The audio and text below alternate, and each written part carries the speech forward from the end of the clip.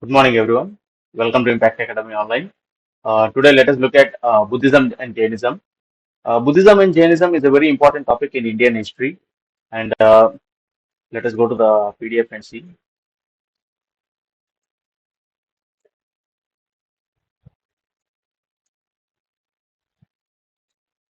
So, if you look at Buddhism and Jainism, it has started around 563 BC. So, it was long before what you can say the modern common era, etc. And if you remember the timeline of ancient history, we have seen the invasion of Alexander, the Mauryas, and before that, you have seen the Indus Valley civilization, which was roughly 2,500 years, 2,500 BC, etc., 2,700 up until 1500. The Indus Valley civilization was followed by the Vedic age, and in the Vedic age, you have pre-Vedic and later Vedic age, and then it is at that point of time we have seen that we have seen the invention of iron, and the invention of iron was one of the main reason why we have seen these large empires like the Magadha Empire, which followed the Mahajanapadas. Okay, so Magadha Empire, you can say, is one of the first large empire, and the invention of iron was one of the main reasons for Magadha Empire. And after the Magadha Empire, we have seen the Mauryan Empire, and later on it was followed by the Gupta Empire, Harsha Empire, etc., etc. So anyway, precisely at this point of time, and long before Alexander came to India, you can see here, okay, 563 BC, okay, 563 BC is the birth date of Gautama Buddha. His original name is Siddhartha. And after that, you can see that the Jainism, Vardhamana Mahavira, is the 24th Tirthankara. We'll look at depth about the history, their evolution, etc. when it comes to Jainism. Anyway, the point is, both of them have emerged at the same period, 540 BC and 563 BC.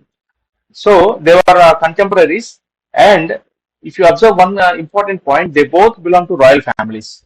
Okay, Vardhamana Mahavira is from the Magadha Empire, is not a prince or a king exactly, but he is from the royal family.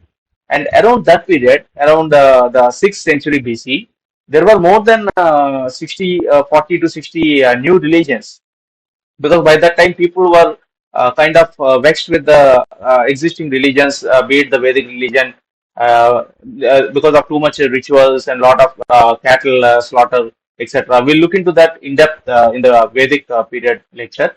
But here you have to remember that by that time people were already looking for alternatives for various reasons, and out of the so many religions that came around at that time, only Buddhism and Jainism became prominent. Okay, rest of the religions could not become that prominent, and Buddhism and Jainism, both the founders belong to the royal family. So Siddhartha himself is a prince. Okay, in the current day Nepal region. So we will look at that. So those are some points which you need to remember, and this is the famous Sanchi Stupa. So when we say Buddhism and Jainism, one important thing is the art and architecture. It is during this period that the kind of art and architecture, the cave architecture, you see the Ajanta and Ellora caves, and you see these huge stupas, etc. So that architecture and the cave paintings of Buddha and the statues, various statues of Buddha, etc. They all started during the 6th century BC. So let us go forward and see. So these dates also you have to remember: 563 to 480 and 540 to 527. You have to remember. Okay. First we'll go through the PDF normally, and when you look at the question and answer section, you'll get a better idea what kind of questions are being asked, and you will frequently look at these questions. 563, 540, etc., 527. Okay. So you'll get a better idea when you do the Q&A session. Okay. So if you look at the origin of Buddhism, okay, it started around 2600 years ago as a way of life that had the potential of transforming a person. So as I said, people were looking for an alternative. Several reasons. One thing is the Vaishyas had become more powerful because there was brisk trade by them.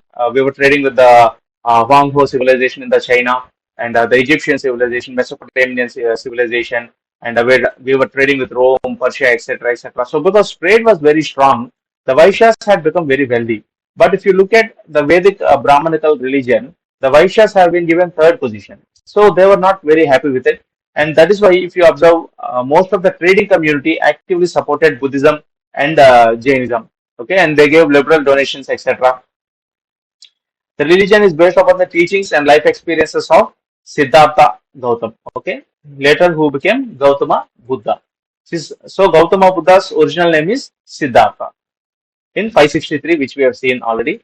So he was born into a royal family called the Sakya clan, okay, who ruled from Kapilavastu in Lumbini. So these are important points. Kapilavastu in Lumbini, where Buddha was born, where he got enlightened, okay, Gaya, Bodh Gaya, and where he gave his first sermon, the deer park, etc., and where he has expired, he has left the body, Mahaparinirvana, etc., etc. So these things are important from the exam point of view. So most people are aware about Gautama Buddha's life. So when he was born, his father he finds out from the astrologers that he is going to become.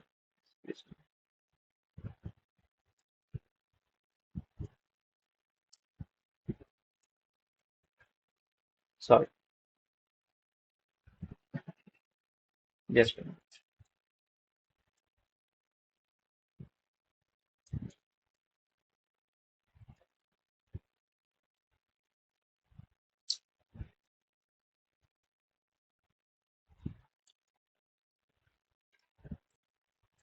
So uh, his father finds out that he is going to become a very great person, but he may either become a king or he may become a very what you say, a big ascetic or a very famous philosopher, something like that. So just as a precaution, he does not allow Gautama Buddha to venture out into the open, and he's always in a protected environment. So he doesn't know much about the outside world. And after he becomes a young person, when he goes out, he sees that sick person, a person who is very sick, and he sees a dead body, and he sees an old person, and then he asks and finds out that okay, one day even I'm going to become like this. So from that point of time, he had a certain sense of renunciation, and at the age of 29, as you can see here, he left the home. He was married by then.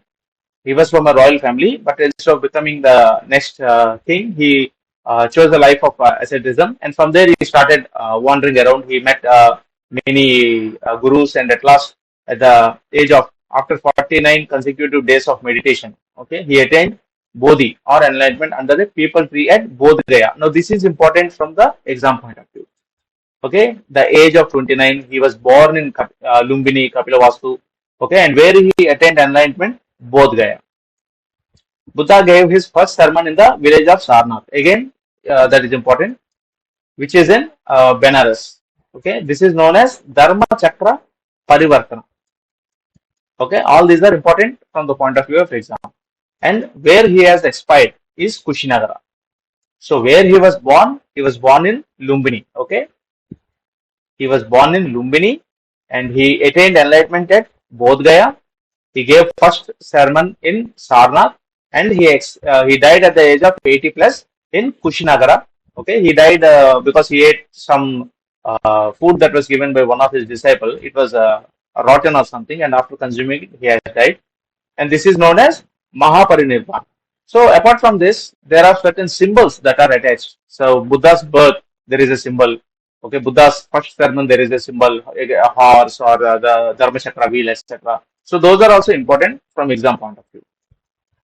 So Buddhism always asks to avoid the extremes, and it asks to follow the Madhya Marga. If you look at Jainism, it follows extremism, not extremism in that sense, but it has an extreme. Like, for example, you're not supposed to kill any living organism. So even if you get sick, you don't take medicine because then you're killing the bacteria. So such extreme non-violence, etc., is followed in Jainism. In Buddhism, Gautama Buddha asks to follow the Madhya Marga. That is not either extreme, is not good. And when you're reading Buddhism and Jainism, you will have to read in the point of similarities and the differences, etc. Okay, who is the founder? What are the similarities between that? What is the similarity between Buddhism and Jainism? What are the differences between Buddhism and Jainism? Okay, from that point of view, you have to read. Just like how in Vedic period, you always compare and contrast the pre-Vedic period and the later Vedic period. So similarly, here also you have to do that.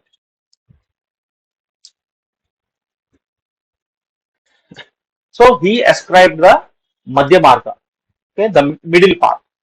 And these are the four noble truths. Okay, what is the four noble truths? First thing, there is suffering in the world. Next, every suffering there is a cause, which is the desire. Okay, this suffering can be extinguished. Okay. And it can be achieved by following the Ashtanga Marga, eightfold path. So this is also the four noble truths are also frequently asked in the exam. And the eightfold path, you have to remember the eight things: right view, right intention, okay, right speech, action, livelihood, okay, mindfulness, effort, and concentration. Now these things, it keeps changing in different books. For example, here it is mentioned mindfulness. Someone may write it as right meditation, okay, speech, action, intention, etc. So this is basically something which you can remember, because when it is written in a different language, mostly Pali, etc. So when it is translated into English, these are the words, and in different places you find different, but more or less the meaning will be same. So you have the four noble truths and you have the eightfold path. That is what is the major teaching of Buddhism.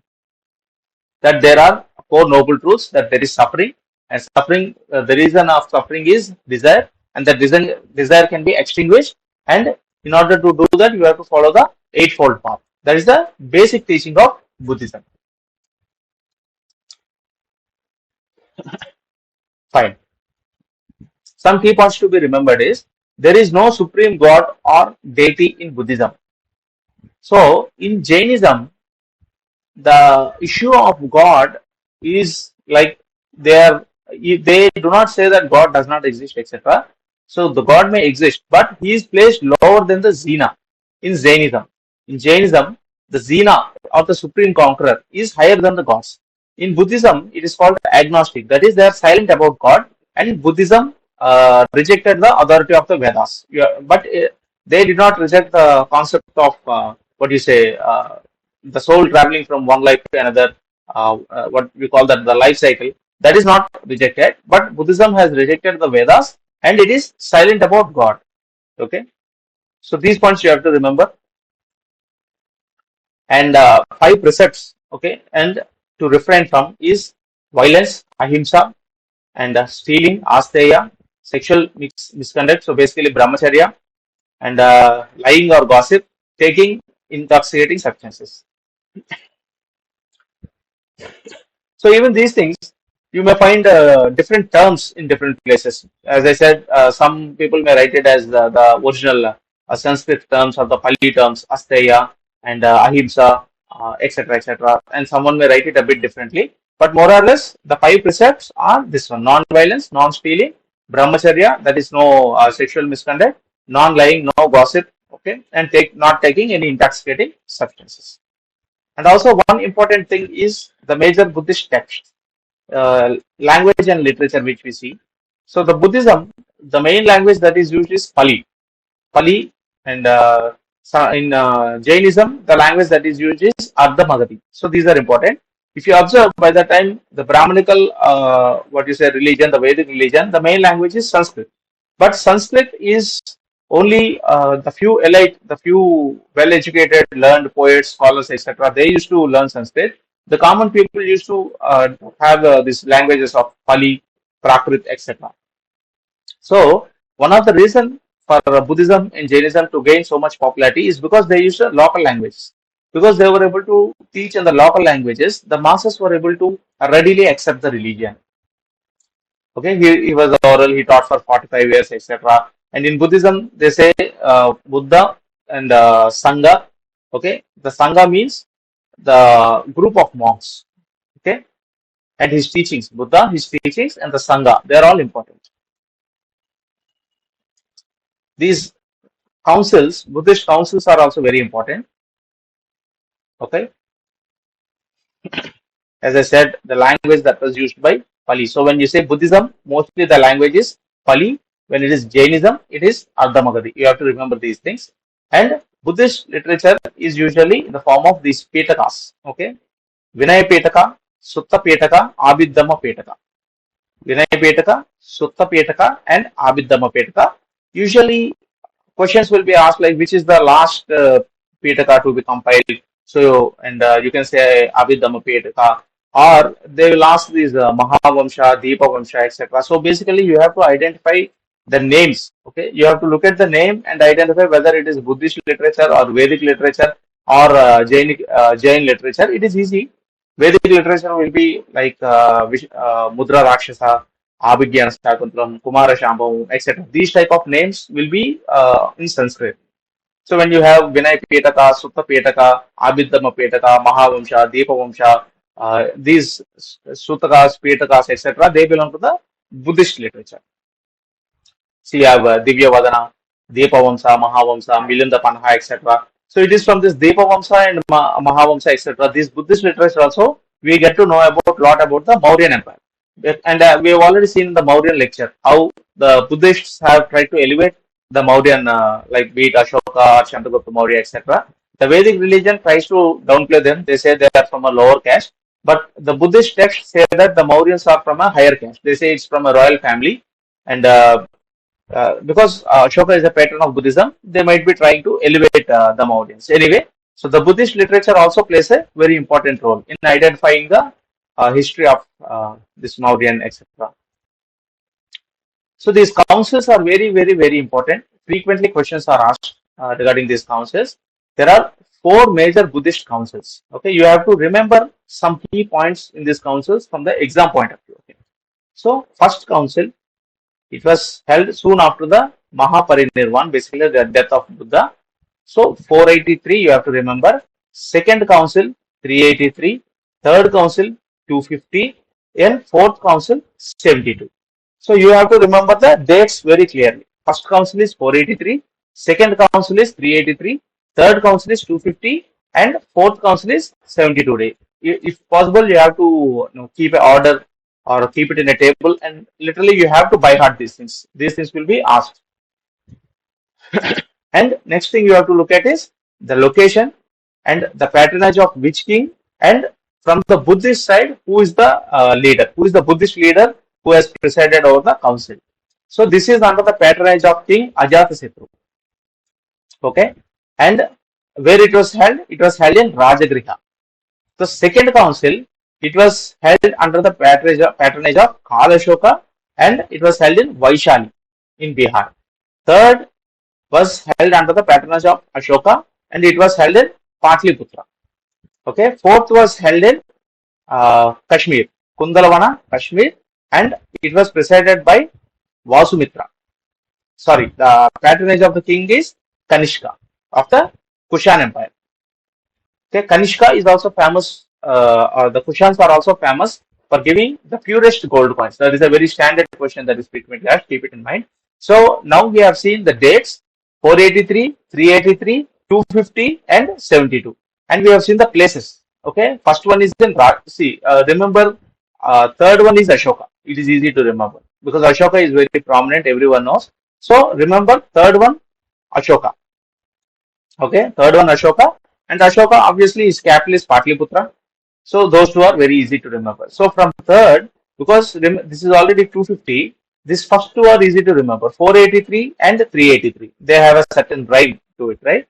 So 483 and 383. First remember the third council. Third council, Ashoka, Patliputra, and 250 BC. So obviously fourth will be 72, whatever is left. And first two are easy to remember, 483 and 383. And Ashoka is obviously in Patliputra, and the last one is in Kashmir, Kundalavan, Kashmir. So the first one is in Rajagriha. Okay, and next one is in Vaishali. Here, first king is Ajatasattu. Okay, the Magadha Empire.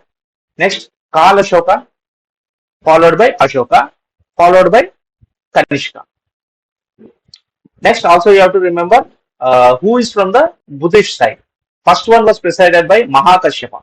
Okay, first one was presided by Mahakashyapa. Second one was presided by Sabakami. Third one was presided by Mogalapattu Tissa. And fourth one was presided by Vasumitra and Asvaghosha. So this page actually has a lot of questions. Okay, it's very important from the point of view of exam. And what happened in the first council? The teachings of Buddha were divided into three Pitakas. That is very important because these type, especially during these days, these kind of questions are being more asked rather than one pointers. What happened in the first council? The teachings of Buddha were divided into three Pitakas. Okay. Next, what happened in the fourth council? Buddhism was divided into two sects, namely Mahayana and Hinayana. That is very important. Mahayana is the higher vehicle, Hinayana is the lower vehicle. So when you say Hinayana, lower vehicle, it contains original teachings of Buddha. So basically, Buddha was against this ritualistic worship and too much cattle slaughter, the rituals, idol worship, etc. So he said, only thing you need is to lead a simple life, the right meditation, right speech, right action, etc. So later on, by the time significant time has passed because he lived in the 583, etc., and it was 72 AD, so it had already been some 5 to 600 days. So by now, Buddha himself has become God. So again, people started building idols for him, huge statues, huge temples, caves, etc. So Mahayana Buddhism, it has elements of worship again, idol worship. Buddha is now considered as the ninth avatar of Vishnu and is worshipped as a god. So that is the difference between Mahayana and Hinayana. Further, it is there is one more called as Vajrayana Buddhism, which will come later, which is mainly practiced in some parts of China, etc. So Vajrayana consists a little mix of tantra, etc., the the occult practices, etc., etc. So that is why it's called Vajrayana. That when Fahin, Hyun Sang, they have come to India, they have made it popular here also. So there is a lot of information in this single page. You have to remember all these things. Okay, the date, who is the king, who is the Buddhist leader, where it was connected, and what action had been taken in that particular council. Fine. So let us move forward. So different schools of Buddhism, which we have already discussed just now: Mahayana, Hinayana, Theravada, and Vajrayana. Okay. Hinayana is what I said, lesser vehicle, believes in the original teachings of Buddha. So it does not believe in idol worship and tries to attain individual salvation through self-discipline and meditation. Okay. And Theravada is like a subset of Hinayana sect. Okay. It's the most ancient and it remains close to the original teachings. It developed in Sri Lanka, etc. These things you have to remember.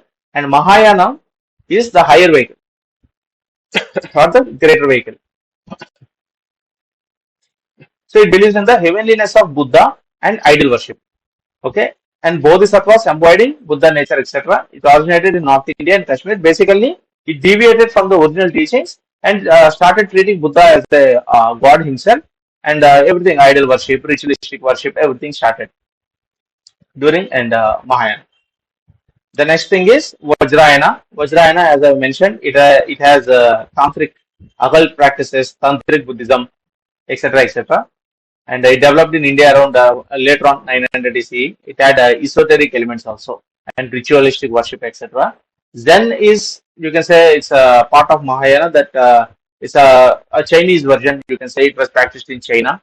Usually, you say four sects: Mahayana, Hinayana, Theravada, and Vajrayana, and Jain Buddhism also.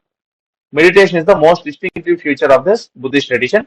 In general, when you say Buddhist, the first thing that comes to mind is meditation. Okay, most any Buddhist, you also have this thing called the Vipassana. So they give a lot of emphasis to meditation more than ritualistic and temple worship, etc. Their main focus is on meditation and right action, right leading a peaceful life, etc. Fine. So if you look at the spread of Buddhism, okay, it had monks, the bhikshus, and lay worshippers, upasikas. So Buddhism had people from all over different communities, different castes, etc. And even women were allowed into the Buddhist order. So at that time, as we have seen, there is a strict Varna system, there is orthodoxy, etc. In the Vedic religion, you are not, only the Brahmins and the Kshatriyas could study the Vedas, the other two Varnas could not study, etc. So there were many restrictions, etc. So in Buddhism, you could say it is like in order to remove some of the social ills of the time, Buddhism and Jainism had emerged. So there was no differentiation between anyone. Everyone was same. Everyone was allowed to enter the Buddhist order. And that is what attracted most people of the time. So after the death of the Buddha, it was during Ashoka's period. We are all aware Ashoka had converted to Buddhism. And if you remember, during the Mauryan Empire, Chandragupta Maurya, who is the founder of the Mauryan Empire, he had taken Jainism. Okay, please don't get confused. Ashoka took up Buddhism. Ashoka was the grandson of Chandragupta Maurya. And we have seen after the Kalinga war, by the time Ashoka had come to power, there was only Kalinga left. Everything else was occupied more or less, except the southernmost part of India.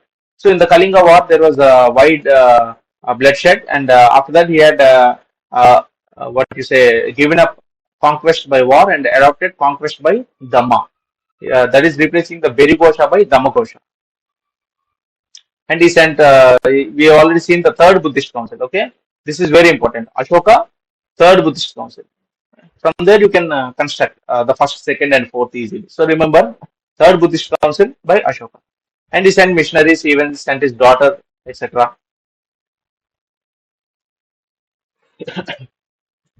So these are very important. These stupas, it's Sanchi stupa, Barhut stupa, Gaya stupa, etc. Sanchi and Barhut both are in Madhya Pradesh. Gaya is in Bihar.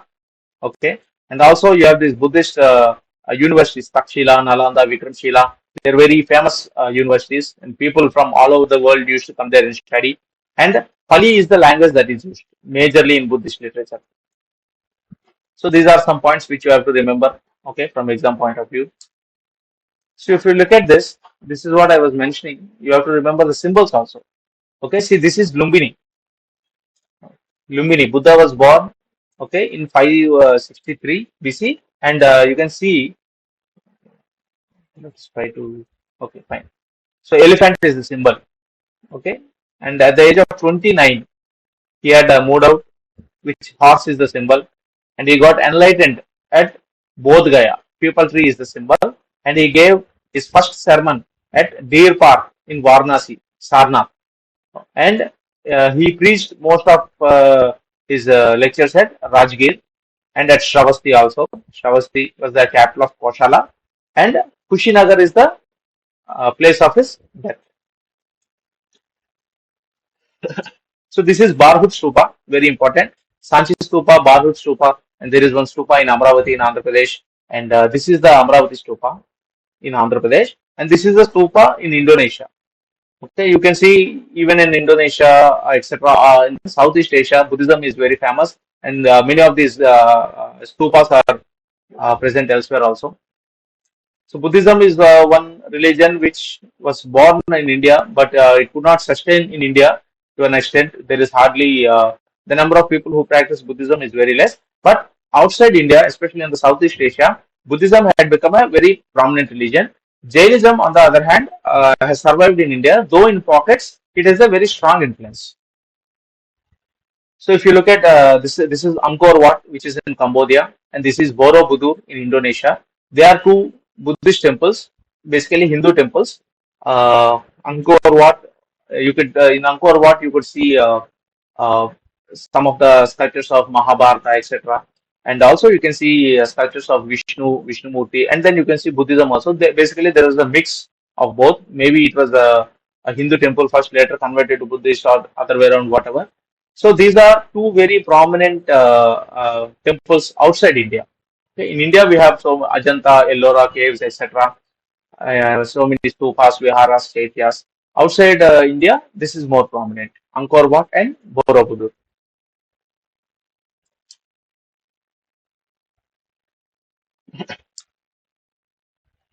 So this is basically just Buddhism today.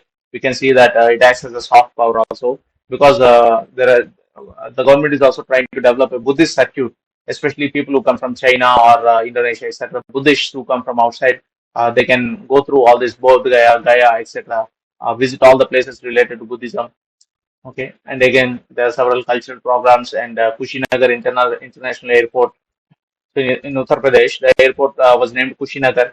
So the government is taking so many steps to use Buddhism as a soft power.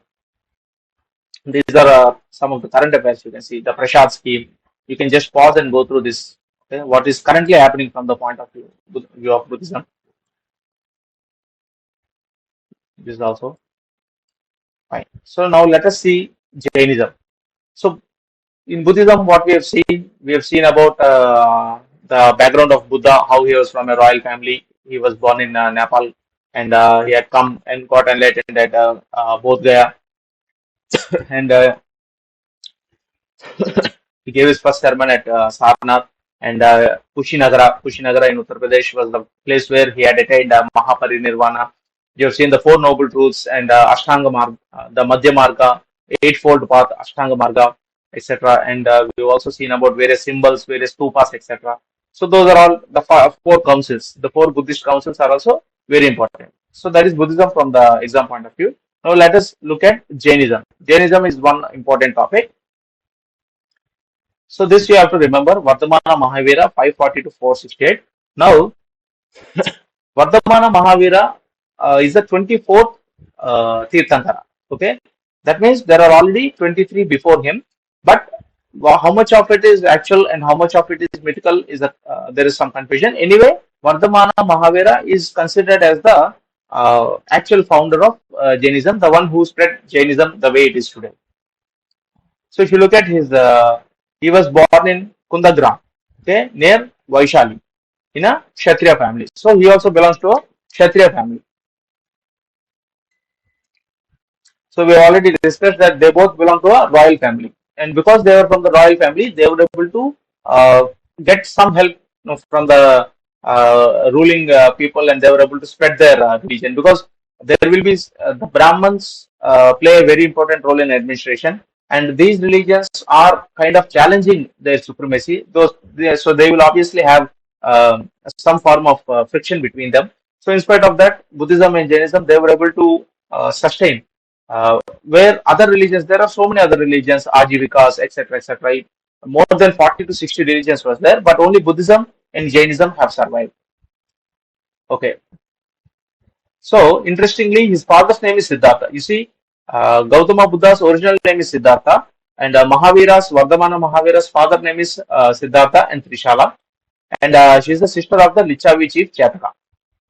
So he is related to the royal family.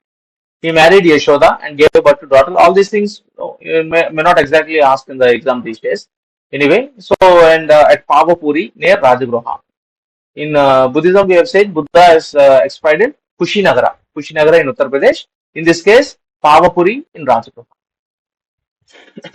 So there we have seen the Four Noble Truths.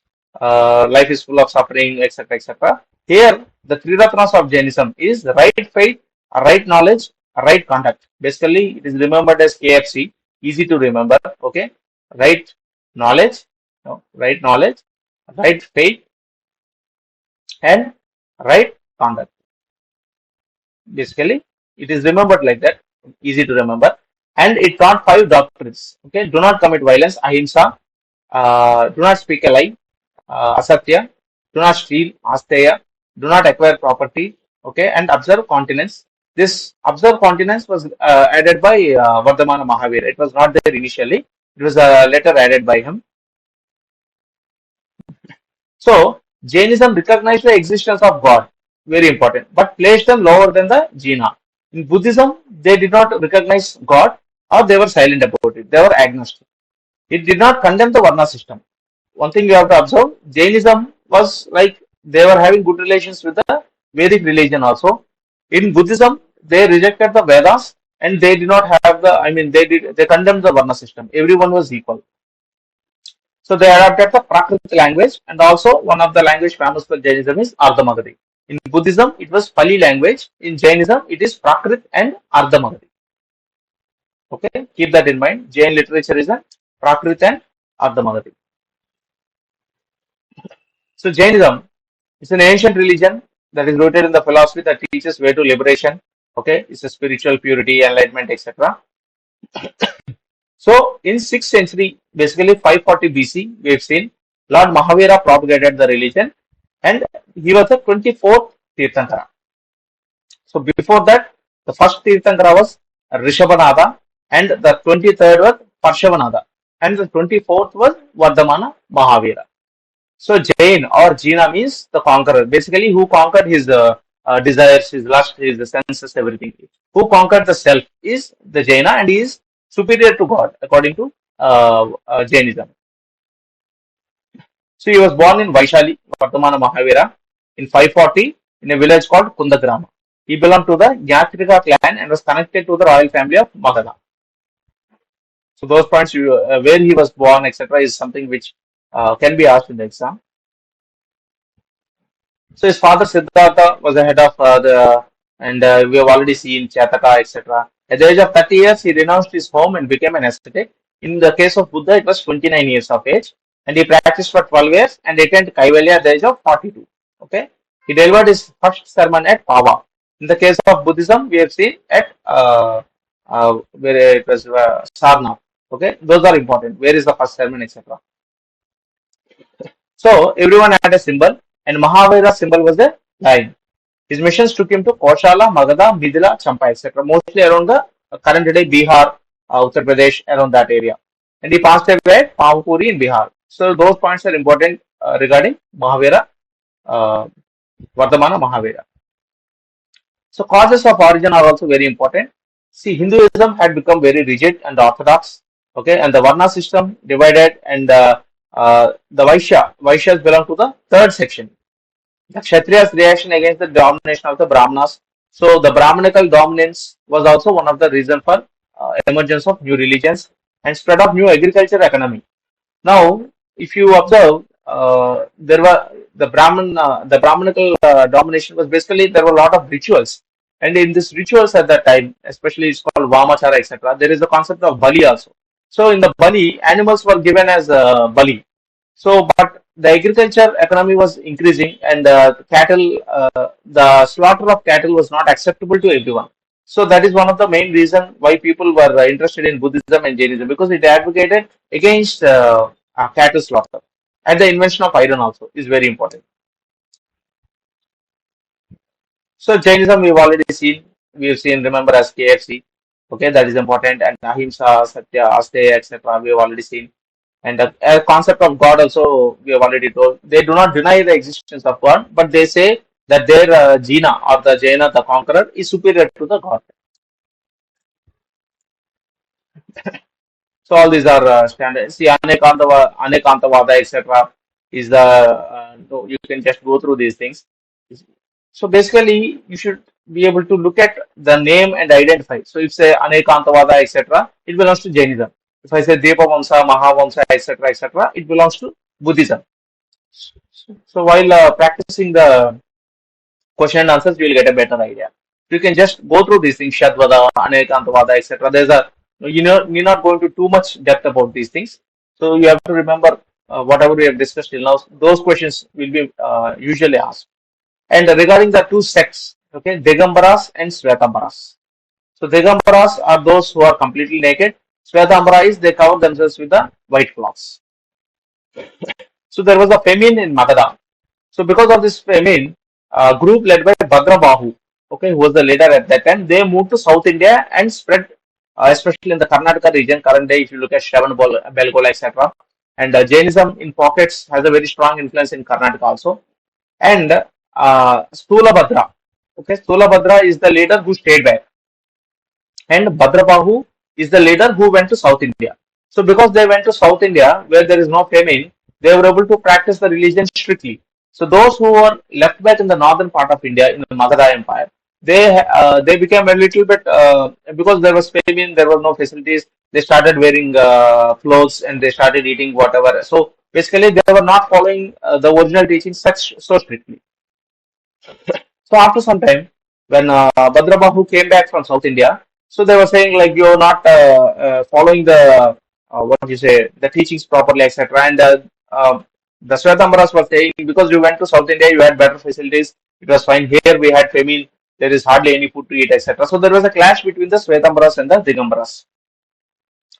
Okay, so that was how there was a division in Jainism. But you have to remember basically what is Svetambara, what is Digambara. Digambara is who are complete nudity. Okay, they follow all five, including Brahmacharya, and believe women cannot achieve liberation. Okay, Bhadrabahu was the leader or the exponent of this sect. And these things just you can keep in mind. They're not I mean, they're not very important. Svetambaras are those who wear white clothes. They do not follow brahmacharya. They believe that women can also achieve liberation. Okay. Stolabhadra was the leader. So Svetambaras are the ones who stayed back. Digambaras are the ones who went to South India. So that is very important. So reason for the spread of Jainism. So Mahavira organized an order of his followers which admitted both men and women. Same in the case of Buddhism also, we have the Sangha. And Jainism, it did not clearly mark itself out from the Brahmanical race. So they did not oppose the Varna system or anything. So they did not have a lot of challenges, clashes with the Brahmanical religion also. And as I already mentioned, the Mauryan king, the founder of the Maurya Empire, Chandragupta Maurya, in his last years, he had taken up Jainism. He went to Shravanabelagola. And during the famine, as we have seen, Bhadrabahu, he has traveled to South India also, and Jainism had spread in South India also under the leadership of Bhadrabahu. In Odisha, okay, it enjoyed the patronage of King Karavela.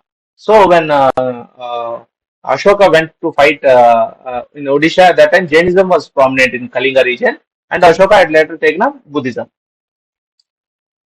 So Jainism literature is classified into Agama literature. Okay, is Lord Mahavir's preachings which are compiled and followed in Agama literature. And I already mentioned about the languages, right? Prakrit and Ardhamagadi. And these things also no need to go into too depth. Okay, just remember Agamas, Angagamas, Angabahya Agamas, etc., etc. You can just pause, okay, and go through these things, how much ever you can remember. Only after doing the question and answer sessions, you will get an idea, complete idea about Buddhism and Jainism. So, among the architecture, most of you are already aware about the Ellora caves, okay, Udaygiri, Kandagiri caves. There were Hathigumpa caves, also very important. And among the statues, most of you are aware about Gomateshwara Bahubali statue in Shravana Belgola, okay, Dilwara temple in Mount Abu, Girnar and Palitana temples, Gujarat, etc. So these are all very important from the art and culture point of view. You have to remember. So this is what I was talking about, the Gomateshwara Bahubali statue, okay, in Shravana Belgola, the Palitana temples, okay, the Dilwara temple in Mount Abu, and Ranakpur Jain temple in Rajasthan. Okay, so these are the Chaityas and Viharas, the Buddhist architecture. So this is what you say, a statue of Buddha, and this is the prayer hall, and this is the cave architecture which we have been talking about. Okay, at that time, standalone temples have not yet come up, so mostly it was caves. The caves were, the rock was cleared to make a temple, and these are the mural paintings of Buddha inside this Ajanta and Ellora caves. So these are some of the examples of the art and architecture of the Buddhist and the Jainism. So in Jainism there are two councils. Okay. So first Jain council, in Buddhism we have seen four. In Jainism, first there are two. First one held at Patliputra, 3rd century BC, presided by Stolabhadra. Okay, remember that. Second one was held at Vallabhi. Okay, in 512 AD, and it was presided by Devardi Shamasramana. 512 AD, not BC. Okay, so long. This almost 5 to 600 years of gap is there. And what happened was final compilation of 12 Angas and Upangas. So this part is very important. There are only two Jain councils, and Basadi is temple, Jain temple. Okay. So how is Jainism different from Buddhism? Jainism recognized the existence of God, while Buddhism did not. It was silent or agnostic. Jainism does not condemn the Varna system. Okay. Jainism does not so it was not completely against the Brahmanical religion, while Buddhism does not support the Varna system at all. So Jainism believed in the transmigration of a soul. In Buddhism, there was more emphasis on meditation only, and it was silent about God and soul and everything. So Buddha prescribed the middle path, while Jainism advocated extremes like nudity, not killing even bacteria, etc. So extreme non-violence, etc. So this you can just see what is the contribution, ahimsa, etc., etc. Just very common knowledge. It helped in the growth of the Kannada language, Prakrit, and absence of dogmatism, etc. Peaceful coexistence. Basically, at that time, society was divided into so many sects and everything. So, Buddhism, Jainism, because of their values of tolerance, etc. Even many of the rulers were patrons of Buddhism and Jainism. Even if they are following the Hindu religion, they used to give huge grants to the Buddhist and Jainism also. And there were some leaders like Pushmitra Sunga and there were etc. etc. which is also very important, who attacked the Buddhist and the Jain temples, etc. That is also very important. So all this you have to remember from the exam point of view. While doing the question and answers, you will be getting a better idea. Okay. So differences between Buddhism and Jainism we have just seen. And Jainism, it believes that the cycle of rebirths and deaths will continue. Okay. Rebirth is one of the principal beliefs in Buddhism, that the endless cycle, etc., by nirvana, enlightenment.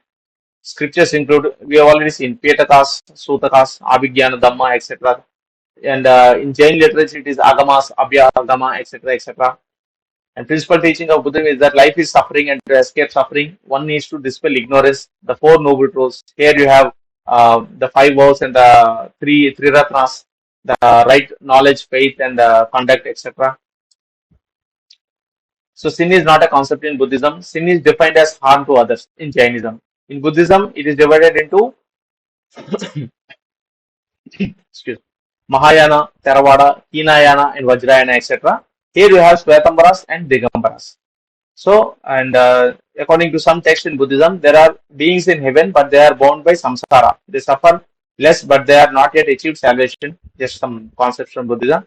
And here, deities in Jainism are known as Tirthankaras, and where they are worshipped. They are not worshipped in the conventional sense as regarded as wise teachers, whose teachings must be followed. We have already seen Rishabhanatha, Parshavanatha, etc. Buddhism was founded in modern day Nepal by the Prince Siddhartha, basically Gautama Buddha. Scholars of religion generally hold that Jainism originated in the 7th to 5th century. We have already seen 540 BC in northern India. Okay, Mahavira, also known as Vardhamana, was the 24th Tirthankara. Okay, he is the 24th Tirthankara. First one and the 23rd we have seen Rishabhanatha and Parshavanatha. So followers of Buddhism can be found mainly in Thailand, Cambodia, Sri Lanka, etc. And here, followers of Jainism you will find mostly in India. So Buddhism, it almost got, wiped out in India, but it survived elsewhere. It was very prominent elsewhere. But Jainism, it was, though it was in pockets, it has a very strong influence even now in India itself. So if you look at the similarities again, rejection of the Vedas, both the founders were contemporaries and they belong to the royal families. Okay, both of them renounced their comfortable lifestyle and they went in search of enlightenment. And animal rights, both of them believed in non-violence against animals, no cattle slaughter, etc. And karma siddhanta. Okay, and God in scriptures. Okay, neither religion believes in God as the creator of the universe. As we have seen, Buddhism is more or less silent, and Jainism believes that Jina is higher than the God itself. And reincarnation. Both Buddhism and Jainism believe in the concept of reincarnation. Okay, some people say that Buddhism doesn't belong, etc. But Buddhism is more like silent about it. It rejected the authority of the Vedas, but regarding the reincarnation, regarding God, etc., it was mostly silent. So those are the similarities. So that is about Buddhism and Jainism, which we have seen. So again, Buddhism and Jainism is a very important topic in history. So please go through this. And after this, go through the Q&A session. That is very important. Once you complete these both, you'll have a complete picture and you will be able to answer any question. Thank you. Thank you very much for watching.